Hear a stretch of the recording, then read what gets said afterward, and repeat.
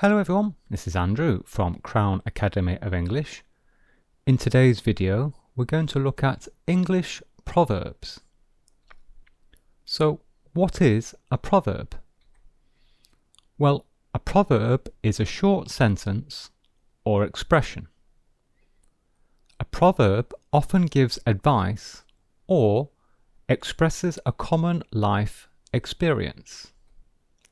So, in this video, you will learn 9 common proverbs with examples. Proverb 1, Curiosity killed the cat. So what does this mean? Well, the literal meaning, the original meaning, is, well, a cat puts itself in danger when it is too curious. Okay, so it is dangerous to be too curious about something. So that's the literal meaning. And the real meaning in modern English, it means that it is bad to be curious about other people's affairs or other people's business, personal affairs. So we say this proverb to people who ask personal questions. So we say this to people who are very nosy. Example, Jane says, "I like your car. Was it expensive?" So Sarah replies, "Thanks. Yes, it was very expensive." And Jane continues with the personal questions. She asks, "Where did you get the money?" And Sarah replies, "Curiosity killed the cat." So here, when Sarah says this, she is getting fed up now with Jane. So Sarah is basically saying, stop asking me questions. It's none of your business. It's private. It's personal. Okay, so Sarah is essentially saying to Jane, it's none of your business. Okay, stop being curious. Proverb 2. Don't put all your eggs in one basket. So, the original literal meaning is, well, if all of your eggs are in one basket, question, what happens if you drop the basket? So, if you have one single basket with lots of eggs in it, and you carry the basket, and you drop the basket, all of your eggs break. So it's obviously a very bad thing. So you're taking a big risk. It's a big risk if you put all of your eggs in one basket. So the real modern meaning of the proverb, so it's obviously safer to put the eggs in many different baskets. Okay, so the real meaning of the proverb is, don't put all of your resources into one project or plan because it's too risky. The risk is too high.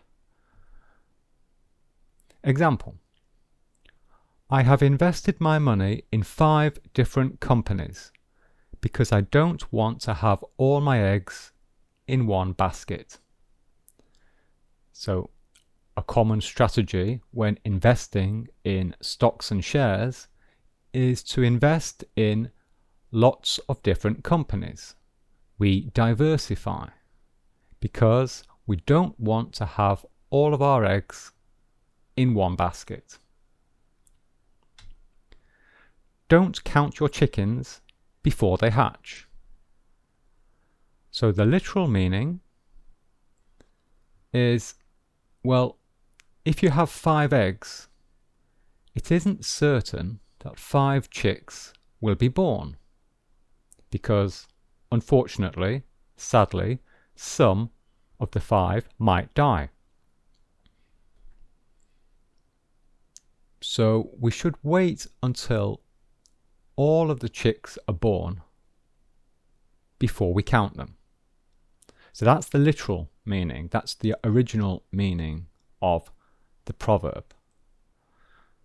But the actual meaning in modern English, when we use it, so we are saying, do not come to any conclusions about something before you are certain.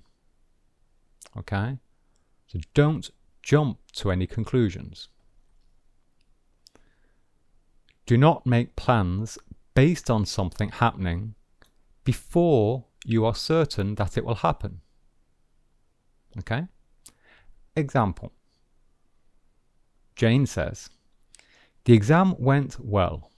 I'm sure I passed. Let's celebrate." And Sarah replies, "Let's wait until you get the official results. Don't count your chickens before they hatch." Okay?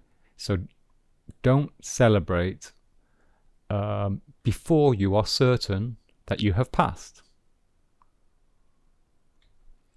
The grass is always greener on the other side of the fence. So the literal meaning is, well, when you look at the neighbour's grass,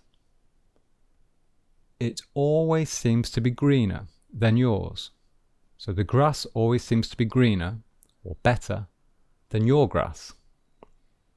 So that's the literal meaning. So the meaning of this is that the lives and situations of other people and places always seem better.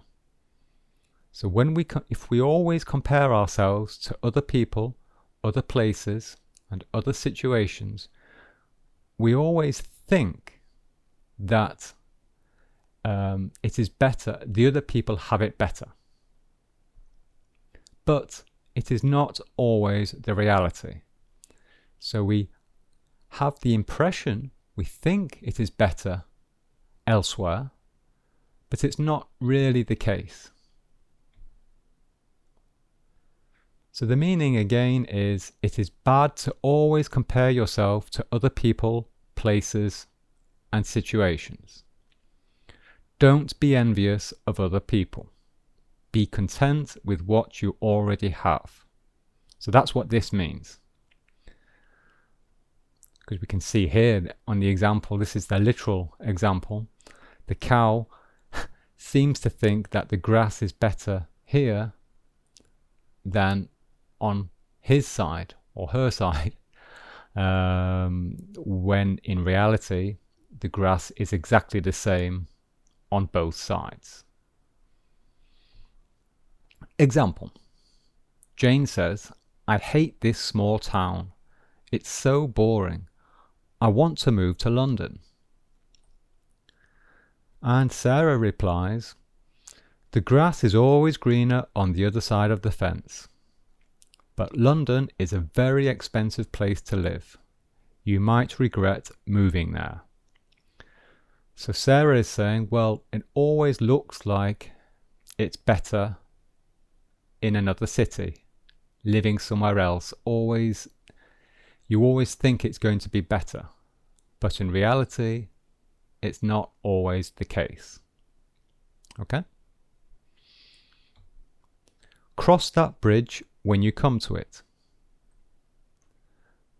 And the literal meaning is, worry about crossing the bridge only when you arrive at the bridge, not before. So don't worry about crossing the bridge before you arrive at the bridge. So that's the literal meaning. And the real meaning, when we use it in English, it means don't worry about future problems. Maybe those problems will not happen. Okay, so don't stress about something 10 years in the future or tomorrow or next week, because the problem might not even happen. concentrate on the present. If you have problems in the future, you will solve them in the future. Okay, so don't worry about the future now. Concentrate on the present. Example. Jane says, if I get the job, how will I find a place to live in London? And Sarah replies, well, cross that bridge when you come to it. For the moment, concentrate on preparing for the job interview. Okay, so Jane, she doesn't even have the job yet. She doesn't know if she has passed the interview, but she's already worrying about finding a place to live in London. And Sarah is saying, well, don't worry about living in London yet. Cross that bridge when you come to it. Okay? So this is my favorite proverb. Every cloud has a silver lining. And the literal meaning is this. Look, so here is a cloud, a dark cloud in the middle, and look at the edge. This is the silver lining. The lining means the outside, the edges, the frame of the cloud, the edges. That's the silver lining. It's the color. So the literal meaning is this. The sun is behind every cloud because this silver lining is caused by the sun. The center of the cloud is dark, but the edges are bright. So can you guess what this means? Well, the meaning is there is always a positive aspect of a bad situation. Therefore, don't be pessimistic. Don't look at the negatives. Be optimistic. Look at the positives.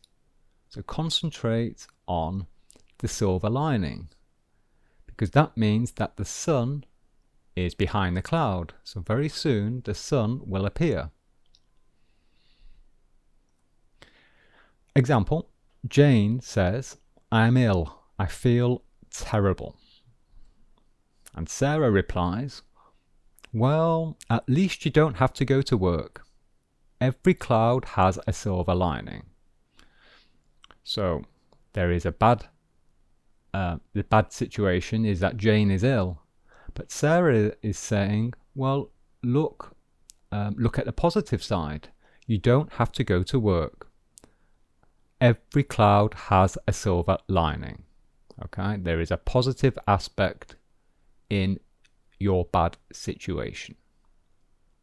So I like this because it's reminding you to be optimistic.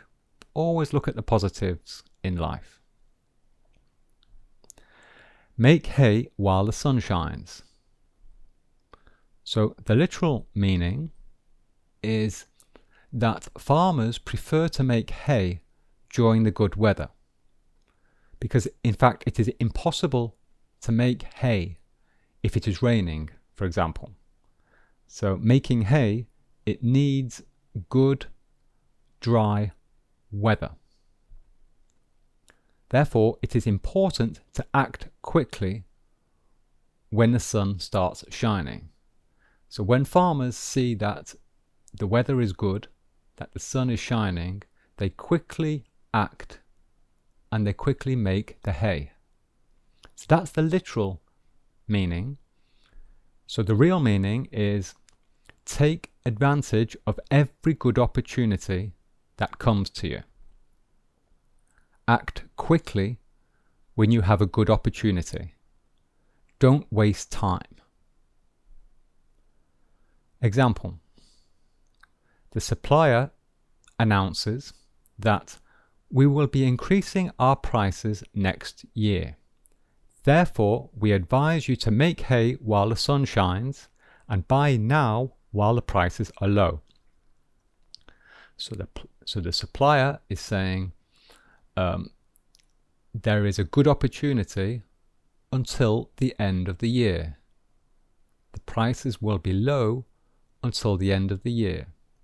So make hay while the sun shines. Take advantage of this good opportunity. Okay, act quickly. Many hands make light work. So the meaning of this is quite simple. This is an easy one. And it means a task gets finished more quickly if lots of people are helping. So if you have a job to do, the job will be done more quickly if there are lots of people, many hands. So an example situation. The situation is a sales manager is motivating his staff. The sales manager says, this year we must sell 1,000 computers. It's a big goal, but many hands make light work. Okay, so he's saying, yes, I realize it's a big job, a big task, a big goal, but if everybody in the team works hard, then we will finish the task. We will sell 1,000 computers. Many hands make light work. Now this is the opposite. This is the opposite of many hands make light work. Too many cooks spoil the broth. And well, broth means it's like a thick soup. It's a kind of soup. So the literal meaning is, well, soup doesn't taste good, doesn't taste nice if many cooks add ingredients to it. So if there are lots of cooks and chefs who are working on the soup and adding salt, and someone else is adding some carrots, and perhaps someone else is adding some meat, then the result is that the soup is not good. Okay, so that's the literal meaning. So the real meaning is, well, if too many people are working on the same task, often the results of the task are not good. So this is the opposite of many hands make light work. Example. The CEO asks, why is the project taking so long? It should already be finished. And the manager replies, well, the team members are always arguing with each other. Too many cooks spoil the broth. I think we need to reduce the size of the team. So basically, the team is too big, and that is causing arguments within the team. Too many cooks spoil the broth. So, my favorite proverb is, every cloud has a silver lining. What is your favorite proverb? Maybe it is one of the proverbs I have just told you. Or maybe you have a different favorite proverb. So tell me in the comments below this video. Okay, so there we are. That's the end. Here are some other videos which I think you'll be interested in.